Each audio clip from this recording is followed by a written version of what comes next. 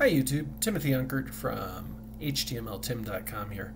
In this video, I want to show you how to get some nice looking file icons in the Pulsar Text Editor.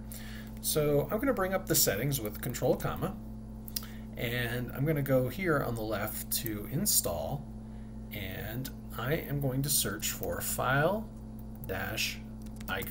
So file-icons with no spaces. First one that'll come up, I'm going to click install, and that's going to go ahead and take a moment or two to install. It'll probably be faster for you because I'm recording in the background.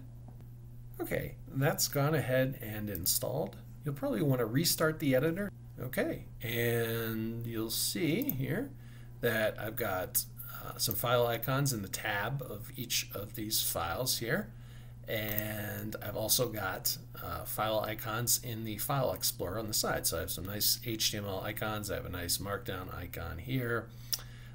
If I wanted to create a style.css page, you'll see the nice CSS icon here, and let's create a script.js page as well. And we have the nice JavaScript icon, and there's plenty of other files icons as well. Let's do a test.c here. So we've got a test.c with C there. Let's do test.c++, and we've got a test.c++. So we've got C++C, so on and so forth. Let's do one more. Let's do a test.python, and we've got the Python icon right there. So a lot of different icons for different file types to help you with visually grepping through the files, I think is the description.